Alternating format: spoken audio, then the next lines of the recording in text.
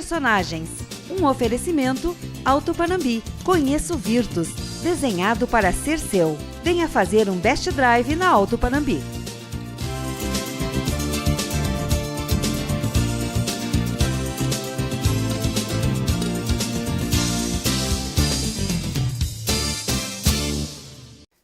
Ele é um ator e diretor carioca, fez minisséries, fez televisão, fez novelas e inúmeras peças teatrais e anda pelo Brasil representando personagens históricos, Tiradentes, Dom Pedro, Getúlio Vargas, Che Guevara, enfim. E ele está conosco hoje, é o nosso personagem, John Vaz, ator e diretor. Obrigado. Obrigado pelo convite. John, um brasileiro com o nome John. Meu pai, o nome do meu pai é João. E na época ele era professor de inglês da Shering. Então, assim, tanto os alunos dele quanto a própria namorada dele, que eram americanas, só conversavam com ele em inglês. Então, quando ele foi morar nos Estados Unidos, quando logo veio o golpe militar em 64, ele teve que se refugiar nos Estados Unidos. Então, ele era chamado de John. Então, quando ele conheceu minha mãe, nasceu, então ele homenageou com esse nome, John. E o Vaz é da minha mãe, que é um nome alemãozado, né? W-E-I-S-S. Mas quando você falou Getúlio, o Getúlio baixou uma lei de que todos os alemães vindo para o Brasil, que tinham nomes alemães, tinham que ser aportuguesados. Então o Vaz, branco, virou V-A-Z. E não sou da família do Pedro Vaz de Caminha. Pois é. E virou um nome artístico também. Né? Já nasci para ser um artista, eu acho. Já nasci artista. Pela família que eu tenho, olhando minha avó, minha mãe, eu tinha que ser artista. Pois é. Aliás, um artista múltiplo, né? No sentido de interpretações em todos os sentidos aí. Mas há uma predileção por personagens históricos. De onde vem isso? É verdade. Eu comecei a carreira tendo como meu mentor o Rubens Corrêa, que é o ator mais premiado desse país, né? Ganhou todos os prêmios Mulher, Sharp, Baby e tudo mais. E ele trabalhava com o Dr. Anísio da Silveira, que fez a reforma psiquiátrica no Brasil, e ele fazia personagens ligados da loucura com a relação com a sociedade. E eu também comecei a trabalhar nesse universo. Eu interpretei Antonin Artaud, dirigi Camille Claudel, Van Gogh, fiz Deleuze, fiz Luiz Althusser com o Estênio Garcia, com a mulher dele também, a Márcia Barros. E aí quando o Estênio falou para mim que eu tinha que achar uma forma de me separar da influência do meu mentor e poder me encontrar, da mesma forma como o Ray Charles fez, no início da carreira fazia Nat King Cole, e ele conseguiu achar o seu caminho, a partir daquele momento eu comecei a me dedicar realmente a interpretar a história, que é o que mais gosto, é a minha grande paixão. Então eu interpretei o Che Guevara, eu fiz um espetáculo sobre as últimas horas da vida dele. É um espetáculo muito interessante, porque ele também foi encenado onde tudo realmente aconteceu, em La Higuera, na Bolívia, dentro de uma sala de aula. Então lá agora é um museu. Então eu levei a equipe da Unimat, da Universidade do Mato Grosso, com o reitor que me financiou, que era irmão nosso de maçonaria. Eu fui com uma equipe de 4 cinegrafistas, mais 8 atores, até a Bolívia, subimos os Alpes lá em La Higuera e encenamos a reconstituição da morte do Che dentro da sala onde tudo aconteceu. Foi um ato maravilhoso. E no final da minha peça eu doei o meu figurino para o museu, está lá, uma placa e tudo. E esse espetáculo rodou, foi para o Uruguai, foi para a Argentina, e fiz 8 temporadas no Rio, foi um grande sucesso mesmo. E aí depois disso veio o Chico Mendes, fazia 15 anos da morte do Chico. Então eu interpretei esse espetáculo, que é o último dia dele no Sindicato dos Trabalhadores Rurais em Chapuri, no dia do assassinato. Então a peça é uma aula de história sobre meio ambiente e sobre a situação da briga da UDR com os trabalhadores rurais. Os trabalhadores que eles vivem matando, mataram a irmã Dorothy, mataram o Chico Mendes, mataram vários, né? E depois do Chico veio os 40 anos do golpe militar de 64, eu interpretei o gaúcho de vocês aqui, o João Goulart. E esse espetáculo acabou me rendendo o convite da Maria Adelaide Amaral para fazer o mesmo João Goulart na minissérie dela, que ela estava fazendo JK, com José Wilker, que é irmão nosso também de maçonaria. Foi vir lá na Globo. E aí eu fiquei muito amigo, além de ser irmão dele, amigo do Zé. O Zé era uma figura extremamente brincalhona, gozadora, né? Bagunceira, e faleceu de uma forma absurda, porque fazia dieta ayurvédica, era um cara dedicado, sabe? Fazia pilates, a gente estava falando sobre isso, né? E de repente morreu. Eu descobri que ele fumava muito, então o cigarro levou o José Wilker. E aí a gente fez essa minissérie JK, que foi um grande barato fazer. E aí depois a Glória Pérez foi assistir o Che Guevara na Fundição Progresso com meu amigo Fernando Bicudo. Aliás, Fernando Bicudo voltou para a direção do Teatro Municipal do Rio de Janeiro. Fiquei muito feliz com isso.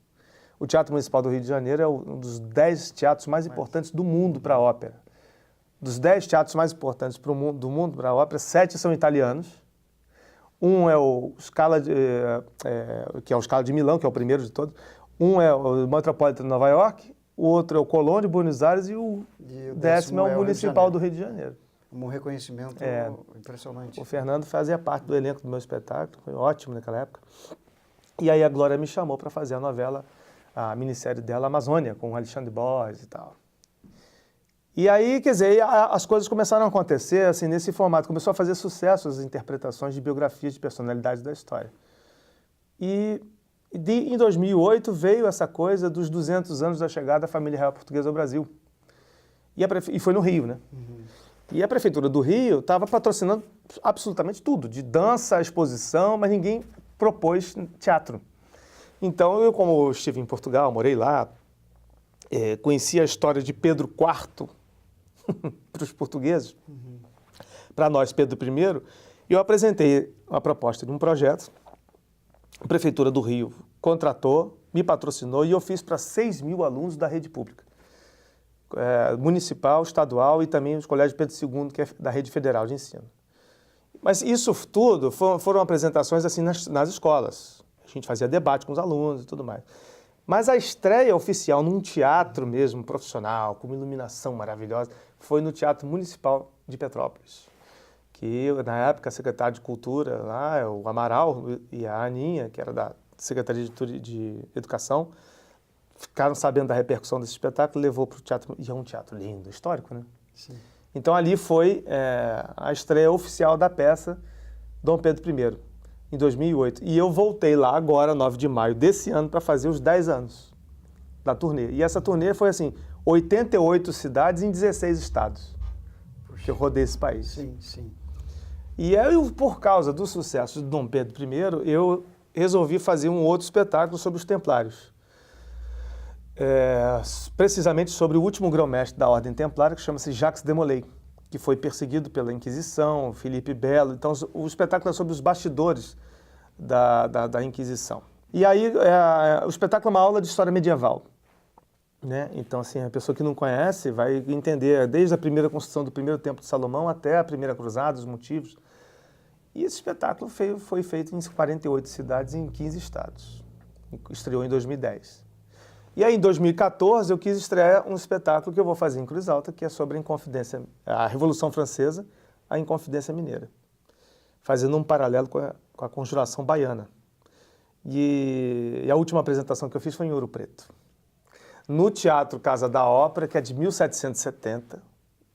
É o teatro mais antigo das Américas, em funcionamento.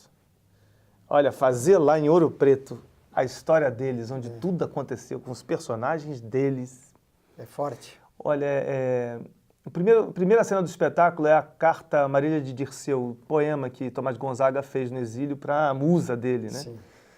E as pessoas recitavam o poema na plateia. Estava tudo escuro, ainda era voz gravada, é uma voz gravada que aparece. Graças, Marília Bela, graças a minha estrela. E o público repetia. Rapaz, aquilo é demais. É a história deles, é lindo, lindo, lindo, lindo, né?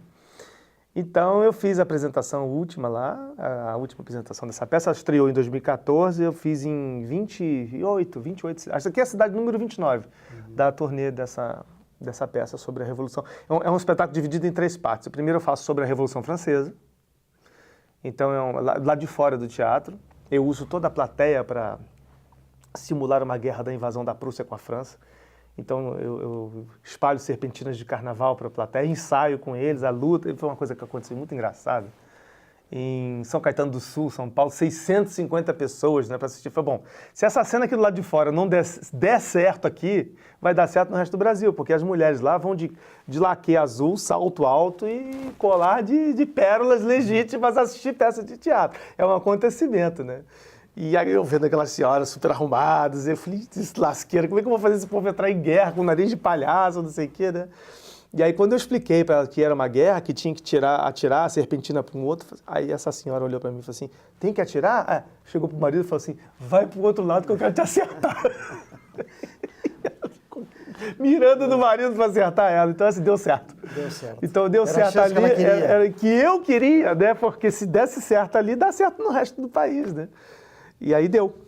Sob o ponto de vista histórico, de alguma maneira, tu fazes essas relações da atualidade com todo esse processo? Como a Nina Simone já disse uma vez, nós artistas, nós somos um reflexo do que está acontecendo no momento, senão nós não somos ninguém. Então, assim, esse espetáculo que eu estou fazendo agora, que vai estrear em agosto, dia 18, ele reflete, sim, essa questão do momento histórico que a gente está vivendo no que a gente faz de teatro. John Vaz, muito obrigado por participar conosco. Sucesso, bom trabalho para ti. Obrigado você. Em todos os teus empreendimentos aí, Brasil afora. Obrigado. Alô. John Vaz foi o nosso personagem de hoje. Até a próxima.